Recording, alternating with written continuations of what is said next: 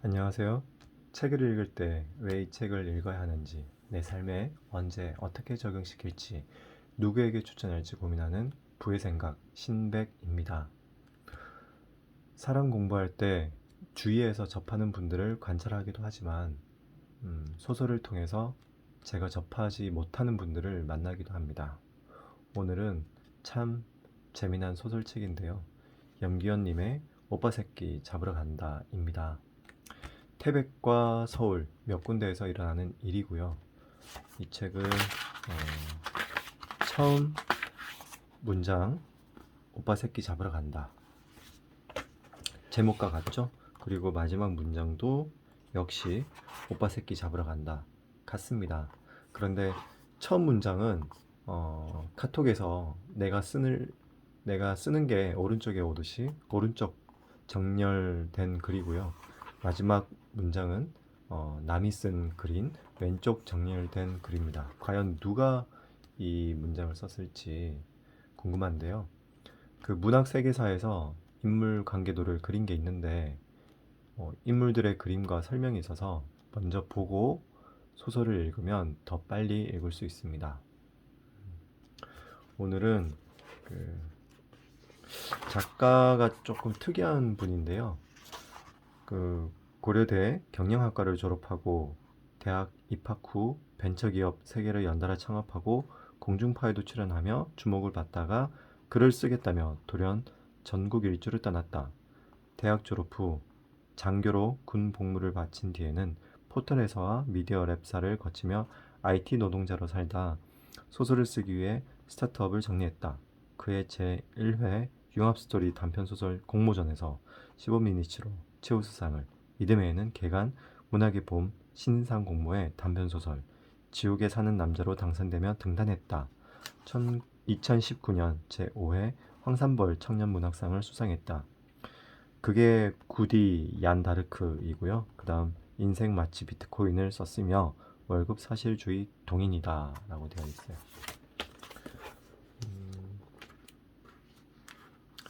자, 작가의 말을 읽어보겠습니다. 지난 2년 동안 오로지 장편 집필에만 전념했다. 그 고된 시간을 나는 창작의 행군이라 부른다. 행군 기간에 쓴 소설 중 가장 최근 것을 세상에 먼저 내보낸다. 그게 이 책이죠. 창작의 행군을 시작하며 큰 변화를 시도했다. 한번 집필을 시작하면 초고를 마칠 때까지 아무런 예외 없이 매일 글을 쓰기로 한 것이다. 집필 진도를 엑셀로 정리했다. 목표량을 채우면 대개 새벽이었고 날이 밝기 시작한 뒤에야 잠든 적 많았다. 스트레칭과 근력 운동, 달리기라는 루틴에 피아노 연주를 추가했다. 이럴 때가 떠올까 싶었다. 작품 하나를 끝내고 퇴고하다 보면 어김없이 다음 작품 소재가 떠올랐다. 호수공원을 달리다 윗몸 일으키기를 하는 중 샤워하다 말고 성감 같은 것이 머릿속에 번뜩였다. 그걸 빨리 쓰고 싶다는 욕구가 퇴고의 고통을 압도했다. 퇴고를 마치면 곧바로 작업에 들어갔다. 강원도의 동굴 등대가 있는 어촌마을, 짐바브웨의 마나풀스 국립공원, 심지어 우주공간까지 다양한 배경에서 펼쳐지는 장편소설 여러 편을 연달아 썼다. 쉬지 않고 10대 청소년부터 중년의 우주인, 수상한 연극배우, 복싱하는 여고생, 등장인물도 다양했다. 아프리카 들깨나 외계인, 귀신마저 등장했다. 내 이야기에 깊게 빠져들었다. 독한 몰입 덕분에 창작과 루틴이라는 똑같은 일만 매일 되풀이하는 극도로 단순하고 따분한 하루하루를 이겨낼 수 있었다. 이 작품까지만 쓰고 휴식 기간을 갖자라는 다짐을 번복하기 수차례 차곡차곡 글이 쌓여갔다. 주말이면 한자리에 모여 식사하였고 함께 영화를 본 뒤 감상을 나누는 게 우리 가족의 오랜 문화가 되었다. 어느 일요일 저녁 함께 영화를 보던 동생 얼굴이 내 눈에 새삼스러웠다. 순간 오빠 새끼 잡으러 간다 라는 문장이 입 밖으로 불쑥 튀어나왔다. 몇 분 만에 세운 이야기 뼈들을 4줄짜리 메모로 휴대폰에 저장했다. 그 무렵 글쓰기에 지나치게 골몰한 나를 걱정하던 가족들은 적어도 몇 달, 아니 1년 정도는 휴식을 취하라고 했다. 피곤도 잊은 채 쉼없이 글만 쓴 시간이 꽤 길었던 게 사실이고 쌓아둔 글들을 어떻게 처분할지도 고민해야 했으니 가족의 말을 들었다. 대학 시절 사업을 그만두고 글을 쓰겠다며 홀연 여행을 떠난 적이 있다. 그때 가장 깊은 인상을 주었던 태국으로 향했다. 밤이 되면 황지 근처에 있는 페투페에 가서 생맥주를 마셨다.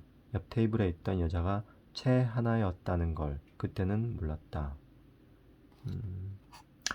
쭉 넘어가서 이 글은 내 소설 중 알레고리 요소가 거의 없는 유일한 작품이다. 남매가 서로 화해하는 이야기 골자를 시간순으로 따라가며 읽으면 그만이다. 물론 인간은 무엇으로 사는 것 같냐라는 남매의 대화처럼 중간중간에 독자에게 던지는 질문이 있긴 하다. 어쩌면 하나는 그 질문 하나에 붙들려 내내 그 답을 찾으며 살았는지 모른다. 강천 역시 마찬가지였다. 99년생 채하나는 건강하고 평범하며 젊은 여성이다. 투포한 선수를 하다가 공장 노동자로 일하는 특이한 이력을 가졌다. 오빠가 하는 일이라면 색안경을 끼고 보는 모습이 초반부터 나오는데 걱정되기 때문이다. 오빠를 죽도록 싫어하면서 또 그만큼 사랑하니까.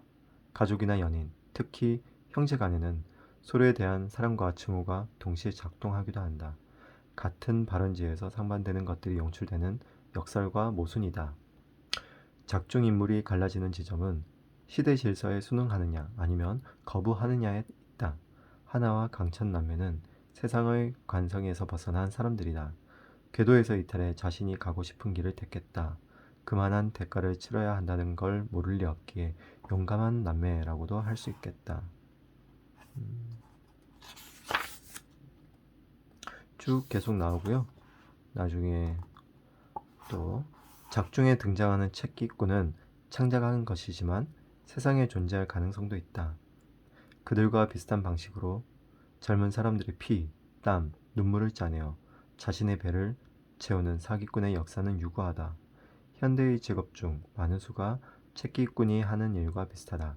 합법의 테두리 안에 혹은 경계에 있을 뿐이다. 하연의 직업도 그러한데 그녀처럼 자기 일의 본질을 알면서도 순응하며 살 수밖에 없는 세상이다. 황지 꼴통스 멤버들은 자주 술을 마신다. 하나가 많지 않은 장면들이 있는데 그때마다 그녀는 사소하지만 중요한 것들을 놓친다. 망각이란 건 동전의 양면과 같다. 수치심과 죄책감에 빠져 허우적거리는 사람에게 진통제처럼 절실한 것이지만 쉽지 않다. 자신에게 불리한 것이라면 댓글 삭제 버튼 누르듯 지워버리는 사람에게 망각은 소화제처럼 쉽고 빠르다. 독자의 영역을 더는 침범하고 싶지 않다. 몇 가지 얘기로 마무리하겠다.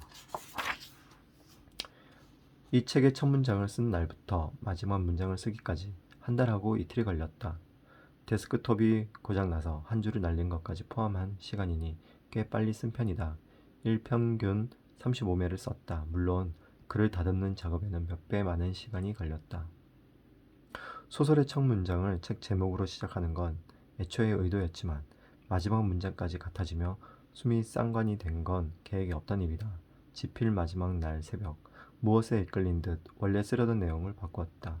첫 문장과 같은 문장으로 마무리가 된 것이 마음에 들었다. 자, 소설을 다 읽은 후에 작가의 말을 읽어보면 재미가 배가 됩니다. 이 소설은 한국 드라마로 나와도 재밌겠고 영화로 나와도 전형적인 코미디, 감동, 한국 영화로 인기 끌지 않을까 생각합니다. 그리고 그 문학 세계사에서 작가님의 나머지 7권의 장편 소설이 나오게 될지 계속 응원하게 됩니다.